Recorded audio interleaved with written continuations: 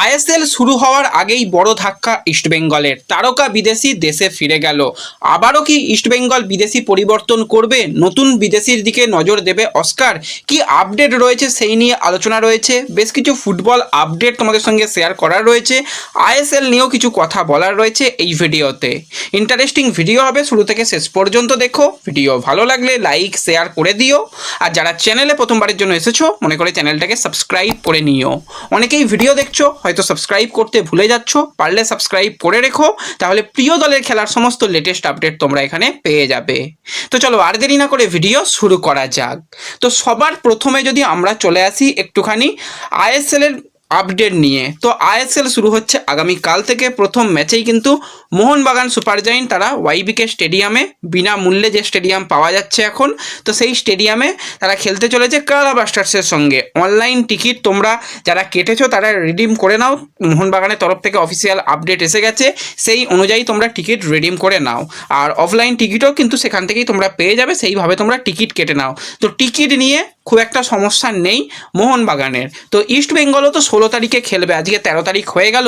ইস্টবেঙ্গলের টিকিটের কি আপডেট সকলে জানতে চাইছিল, তোমাদের জানিয়েছিলাম যে ইস্টবেঙ্গলের টিকিট কিন্তু আজকেই দেওয়া হবে, কাল থেকেই দেওয়ার কথা ছিল, কিন্তু না, আজকে থেকেই অনলাইনে তোমরা টিকিট কাটতে পারবে। এবং ইস্টবেঙ্গল প্রথম ম্যাচ যুবভারতীতে খেলবে, যেটা বিনামূল্যে পাওয়া যাচ্ছে বললাম, তো নর্থ ইস্ট ইউনাইটেডের বিরুদ্ধে। তো সেই টিকিট কিন্তু এবার অফিসিয়ালি ছাড়া হয়েছে, কিন্তু বুক মাই শো থেকে টিকিট তোমরা পাবে না। জোম্যাটোর যে ডিস্টেন্স অ্যাপ বা ওয়েবসাইট রয়েছে সেখান থেকে পাবে। আমি টিকিট কাটার লিঙ্ক, যে স্পেশাল লিঙ্ক, সেটা কিন্তু আমাদের সোশ্যাল মিডিয়া পেজে শেয়ার করে দিয়েছি। তাই যারা এখনও আমাদের সোশ্যাল মিডিয়া পেজে যুক্ত হওনি, চ্যানেলটাকে সাবস্ক্রাইব করে নিও। ডেসক্রিপশন বক্সের লিঙ্ক থেকে হোয়াটসঅ্যাপ চ্যানেল, টেলিগ্রাম চ্যানেলে জয়েন হয়ে যাও, সেখানে টিকিট কাটার আমি লিঙ্ক দিয়ে দিয়েছি। টিকিটের যেটার দাম রাখা হয়েছে 100 টাকা, 200 টাকা, 300 টাকা, 400 টাকা এবং 1000 টাকা টিকিটের দাম রাখা হয়েছে।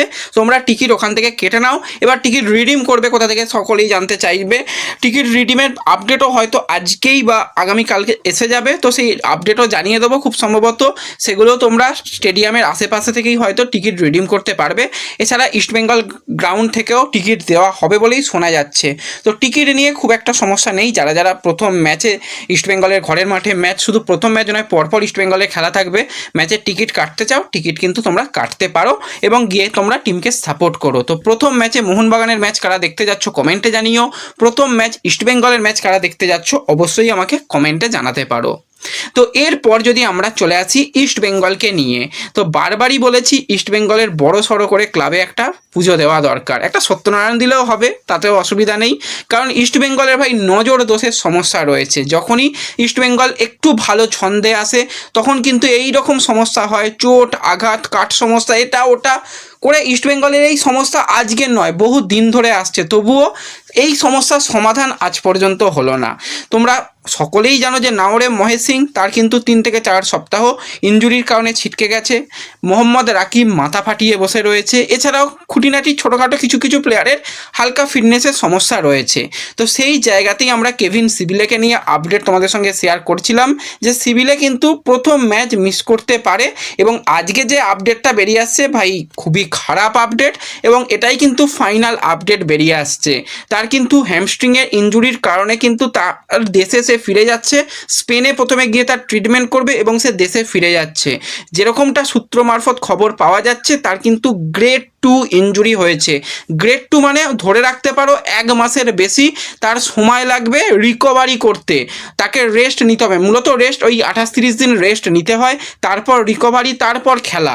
যেখানে টুর্নামেন্ট মোটামুটি এবছরের হয়ে গেছে 3 মাসের টুর্নামেন্ট, সেখানে যদি একটা প্লেয়ার 1.5 থেকে 2 মাসের জন্য ছিটকে যায়, সেখানে এই মুহূর্তে আজকের দিনে দাঁড়িয়েই তার রিপ্লেসমেন্ট প্লেয়ার আনাটা সবথেকে প্রয়োজন। কেভিন নো ডাউট একজন ভালো প্লেয়ার, কিন্তু যেটা বারবারই বলেছি, একজন ডিফেন্ডার রেখে, বিদেশি ডিফেন্ডার রেখে প্ল্যানিং ভাই কে করেছিল, তাকে আমি ভাই দেখতে চাই যে হ্যাঁ আমি প্ল্যানিংটা করেছিলাম।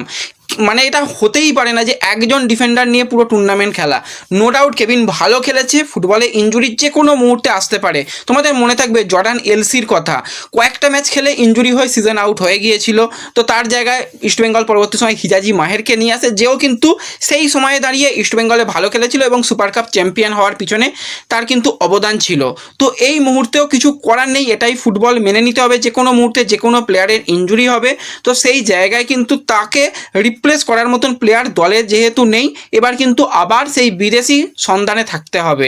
2 মাস অন্তত একটা প্লেয়ারকে যেখানে পাওয়া যাচ্ছে না, 5 থেকে 6 সপ্তাহ, তো সেই জায়গায় তাকে বাদ রেখে, যেখানে ঘরের মাঠে প্রথম 6টা ম্যাচ খেলবে ইস্টবেঙ্গল, তাকে বাদ দিয়ে ওই ইন্ডিয়ান প্লেয়ারদের উপর ভরসা করা মানে তুমি 6টা ম্যাচের মধ্যে 2টো ম্যাচ জিতবে, 2টো ম্যাচ হয়তো ড্র করতে পারো, 2টো ম্যাচ হারবে। 2টো ম্যাচ হারা মানে তোমরা ধরে রাখতে পারো যে লিগ শিল্ডের যেটা আশা, চ্যাম্পিয়ন হওয়ার যেটা আশা, সেটা সম্পূর্ণ শেষ হয়ে যাবে।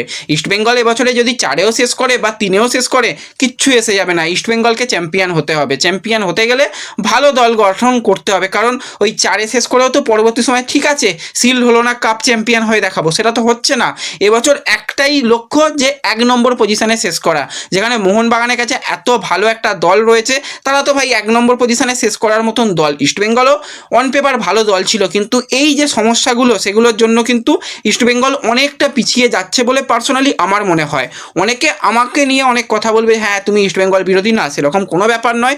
আমি চাই অন্তত ইস্টবেঙ্গল, মোহনবাগান, মোহামেডান তারা ডোমিনেট করুক ইন্ডিয়ান ফুটবলে। যেখানে ইস্টবেঙ্গল এত ভালো দল গঠন করার পরেও প্রত্যেকটা টুর্নামেন্টে আমরা দেখলাম ফাইনালে গিয়ে ট্রফিটা জেতা হয়নি। তো এবার তো ফাইনালি টাইম এসেছে ট্রফি জেতার, যেখানে ইস্টবেঙ্গল দুজন যখন প্লেয়ারকে ছেড়ে দিল অ্যাটাকিং লাইনের স্ট্রাইকারকে, একজন ভালো স্ট্রাইকার নিক, একজন তো ডিফেন্সের ব্যাকআপ দরকার ছিল। তো সেই জায়গায় না করে কেন যে আরও একজন বিদেশির পিছনে যাচ্ছে, যেও মূলত অ্যাটাকার বা তাকে অ্যাটাকিং মিডিও বলা যেতে পারে, তার দিকে গেল জানি না। যেখানে কিন্তু অ্যাটাকিং রোলের অনেক অপশান ইস্টবেঙ্গলের কাছে রয়েছে, মিগুয়েল রয়েছে, তাছাড়া আমরা যদি তাকাই এডমন্ড, সেও কিন্তু অ্যাটাকিং লাইনে খেলতে পারে, বিপিন অ্যাটাকিং লাইনে খেলতে পারে, নাওরেম মহেশ অ্যাটাকিং লাইনে খেলতে পারে। তারপরে একটা অ্যাটাকারকে নিয়ে খুব একটা এটা ভালো সিদ্ধান্ত নয়। তো আমি প্রথম থেকেই বলছি যে অন্তত একজন ডিফেন্সের ব্যাকআপ দরকার ছিল।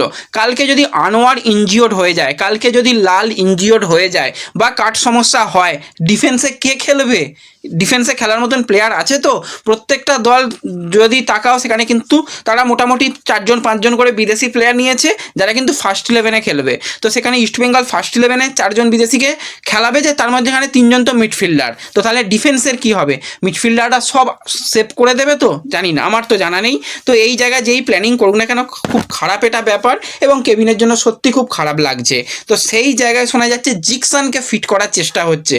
হোক, দারুণ হবে, মানে এর থেকে ভালো কিছু হতেই পারে না। জিকসান তো ওয়ার্ল্ড ক্লাস লেভেলের বলতে গেলে একদম ডিফেন্ডার, সে বেশিরভাগ সময় ডিফেন্সে খেলেছে, ইস্টবেঙ্গলে সাইন করেছিল ডিফেন্সিভ মিডিও হিসাবে। ভাই আমার মাথায় ঢুকছে না এটা কিভাবে সম্ভব হবে। যদি হয় তো মিরাক্কেল হয়ে যাবে, কিন্তু এই মুহূর্তে যেটা দরকার সেটা হচ্ছে একটা রিপ্লেসমেন্ট প্লেয়ার নিয়ে আসা। কেভিন সিভিলের পারফেক্ট রিপ্লেসমেন্ট আমি তো বলবো এই দলের জন্য হবে কার্লোস ডেলগাডো, যার সঙ্গে অন্তত ইস্টবেঙ্গলের কোচ অস্কার ব্রুজনের খুবই ভালো সম্পর্ক রয়েছে। এবং কার্লোস ডেলগাডো ওড়িশা এফসির সঙ্গে কন্ট্রাক্টেড থাকলেও বেশিরভাগ সময় স্যালারি পায়নি, আজকে কন্ট্রাক্ট টার্মিনেট করলে কালকে তাকে পাওয়া যাবে। এবং আইএসএলে তার হিউজ এক্সপিরিয়েন্স, 100-র ওপর তার আইএসএলে ম্যাচ খেলার অভিজ্ঞতা রয়েছে ক্লাব কেরিয়ারে। সে লা লিগার মতন জায়গায় খেলেছে, স্পেনের টপ টায়ার লিগে তার খেলার অভিজ্ঞতা রয়েছে।